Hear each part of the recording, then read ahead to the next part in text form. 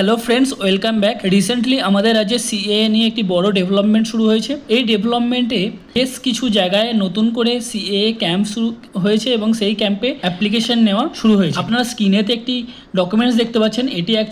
এটা হচ্ছে form 8A। এই ফর্মটি আপনাকে ফিল আপ করতে হবে ইন্ডিয়াতে সিটিজেনশিপ পেতে। অর্থাৎ আপনি যদি আফগানিস্তান, বাংলাদেশ বা পাকিস্তান থেকে তাড়িত, নিপীড়িত, অত্যাচারিত হয়ে ইন্ডিয়াতে এসে থাকেন 2014 আগে, তাহলে আপনি এই ফর্মটি ফিল আপ করে এর সাথে বেশ কিছু ডকুমেন্টস আপনাকে সিএএ ক্যাম্পে সাবমিট করতে হবে। আমি এই ভিডিওতে দেখাবো যে এই ফর্মটির সাথে আপনি কি কি ডকুমেন্ট সাবমিট করবেন। এখানে দেখুন আমি আন্ডারলাইন করেছি documents to be attached with the application by the applicant.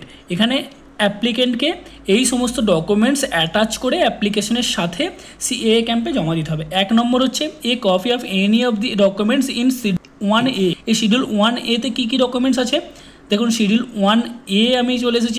The citizenship rule 2009, C rule 10A। এটা 10A। এখানে আপনি কী কী আপনাকে এখানে সাবমিট প্রথমে দেখুন আছে list of documents to prove that applicant is a national of Afghanistan, Bangladesh or. এখানে বলতে হচ্ছে এই সমস্ত ডকুমেন্টস আপনাকে প্রুভ করতে হবে যে একজন আফগানিস্তান বা বাংলাদেশ বা পাকিস্তানের নাগরিক যিনি কিনা 2014 আগে ভারতবর্ষে প্রবেশ করেছেন অ্যাজ এ।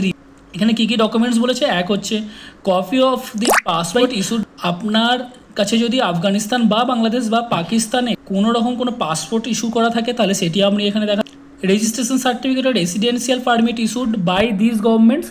অর্থাৎ এই গভর্নমেন্টসের যে কোনো দেশ থেকে যদি আপনি এসে থাকেন এবং এই গভর্নমেন্টসের যদি রেজিস্ট্রেশন সার্টিফিকেট ইস্যু করে থাকে সেটি আপনি প্রোভাইড করতে পারেন। 3 নম্বর বার্থ সার্টিফিকেট। আপনি যদি বাংলাদেশের হন বা আপনি যদি আফগানিস্তানের নাগরিক হয়ে থাকেন তাহলে আপনাকে বার্থ সার্টিফিকেট প্রোভাইড করতে।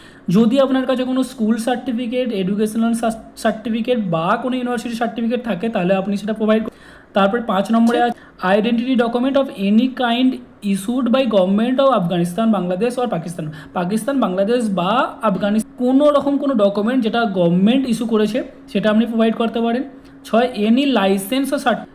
আবার এখানে সেম বলা আছে কোনো যদি লাইসেন্স বা সার্টিফিকেট গভর্নমেন্ট ইস্যু করে থাকে তাহলে সেটাই আপনি এখানে শো করাতে পারেন। 7 নম্বর হচ্ছে ল্যান্ড বা টেনেন্সি। আপনি বাংলাদেশের নাগরিক ধরে নিলাম, তাহলে আপনার ওখানে কোনো ল্যান্ড পেপার বা ওখানে কোনো আপনি রেন্টে ছিলেন তার কোনো রকম কোনো বিল যদি আপনি থাকে দেখাতে পারেন। এটি হচ্ছে শিডিউল 1A। তো এই ডকুমেন্টসগুলির মধ্যে যে কোনো একটি ডকুমেন্টস আপনাকে প্রোভাইড করতে। 2 নম্বরে হচ্ছে এই copy of any of the documents in schedule 1B। এরপর 1B-তে যে ডকুমেন্টসগুলি আছে এই ডকুমেন্টসগুলির মধ্যে যে কোনো একটি ডকুমেন্টস আপনাকে প্রোভাইড করতে হবে অ্যাপ্লিকেশনের। এখানেও সেম উপরে লেখা আছে list of documents to prove that the applicant has entered into India on or before 31/12/2014। 2014 আগে আপনি ইন্ডিয়াতে প্রবেশ করেছে তার জন্য একটি ডকুমেন্টস আপনাকে অ্যাজ এ প্রুফ দিতে হবে। এখানে কী কী ডকুমেন্টস দেওয়া আছে, এক হচ্ছে copy of the visa or immigration stamp on arrival in India. আপনি যখন ইন্ডিয়াতে এসেছেন তখনকারের আপনার কাছে যে ভিসা ছিল সেখানের সেই ভিসাতে যদি ইন্ডিয়ান গভর্নমেন্টের স্ট্যাম্প থাকে তাহলে সেটা আপনি প্রোভাইড করতে পারেন। Registration certificate or residential permit issued by the foreigner registration officer or foreigners registration officers in India. আপনি যখন এখানে এসেছেন ইন্ডিয়াতে তখন যদি FRO কোনো রকম কোনো সার্টিফিকেট আপনাকে দিয়ে থাকে রেজিস্ট্রেশন সার্টিফিকেট সেটি প্রোভাইড করতে পারে। Slip issued by the census enumerators in India to such person while conducting census related. অর্থাৎ এর আগে যদি আপনার ভোটার কার্ডের জন্য তখন সেই সেন্সাসে যদি কোনো স্লিপ থেকে থাকে আপনি এটা দেখাতে পারেন। 4 নম্বর গভর্নমেন্ট ইস্যুড লাইসেন্স ও certificate or permit in India including driving licence. Aadhaar কার্ডটা আশা করি নয়, ড্রাইভিং লাইসেন্স আপনি দেখাতে পারেন। 5 নম্বর ration card of the applicant issued in India. Ration card যদি আপনার ইন্ডিয়াতে হয়ে থাকে তাহলে সেটি আপনি প্রোভাইড করতে পারেন। 6 নম্বর এনি লেটার ইস্যুড। কোনো রকম কোনো লেটার যদি ইস্যু করে থাকে গভর্নমেন্ট বা কোনো কোর্ট তাহলে সেটা আপনি প্রোভাইড করতে পারেন। 7 নম্বর বার্থ সার্টিফিকেট যদি আপনার ইন্ডিয়াতে ইস্যু হয়ে থাকে তাহলে সেটা আপনি প্রোভাইড করতে পারেন। 8 নম্বর land or tenancy record or registered rental agreement. আপনার কোনো ল্যান্ড পেপার যদি থাকে বা আপনার কোনো টেনেন্সি আপনি কোথাও ভাড়া আছেন তার বা আপনি যেখানে ভাড়া আছেন তার কোনো এগ্রিমেন্ট পেপার থাকলে আপনি প্রোভাইড করতে পারেন। 9 নম্বরে আছে PAN card issuance documents bearing the date of issuance. 9 নম্বরে আপনার কাছে যদি প্যান কার্ড থাকে তাহলে আপনি সেটি প্রোভাইড করাতে পারেন। এই ডকুমেন্টস আপনাকে প্রোভাইড করতে হবে আপনার অ্যাপ্লিকেশনের সাথে।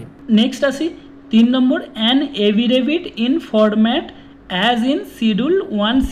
এখানে যে শিডিউল 1C আছে সেই শিডিউল 1Cর একটি এভিডেভিট আপনাকে দিতে হবে।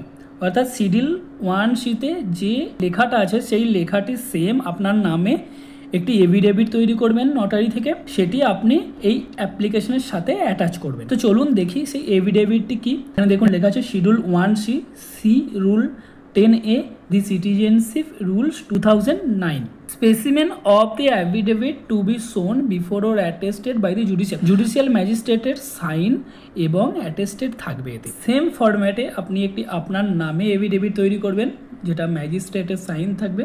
আর ফ্রেন্ডস, আপনাদের সুবিধার্থে আমি এই পিডিএফ ফাইলটি কমেন্ট বক্স বা ডেসক্রিপশনে দিয়ে দেবো, আপনারা সেখান থেকে ডাউনলোড করে নিতে পারবেন এবং সেম অ্যাজ ইট ইজ আপনি এভিডেভিট বানিয়ে নিতে পারবেন। নেক্সট আসি 4 নম্বরে, a copy of the valid or expired foreign passport. আপনার কাছে যদি পাসপোর্ট থাকে সেটি ভ্যালিড হোক বা এক্সপায়ার্ড হোক সেটা দিতে পারেন, এটা ইফ অ্যাভেলেবেল, এটা কোনো ম্যান্ডেটারি নয়।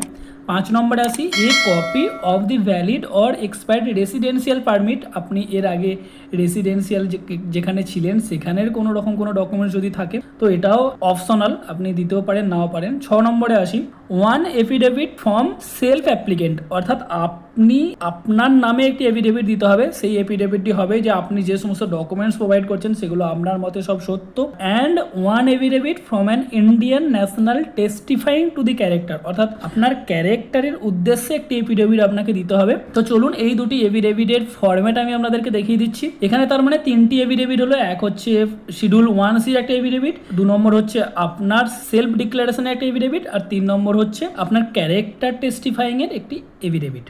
তো চলুন, আমি তো শিডিউল 1C দেখিয়ে দিয়েছি, এবার বাকি দুটো দেখিয়ে দিচ্ছি। দেখুন স্ক্রিনেতে দেখতে পাচ্ছেন ওপরের যেটা আছে, ওপরেরটা শুধুমাত্র ওপরেরটা যেটা এটা সিলেক্ট করলাম, এটা হচ্ছে আপনার সেলফ ডিক্লারেশনের এফিডেভিট। এরপর নিচে আসুন, affidavit testifying the character of the applicant. এই যে পোর্শনটা আমি সিলেক্ট করেছি এই পোর্শনটা একটা এফিডেভিট করবেন যেটা আপনার সেলফ ডিক্লারেশনের।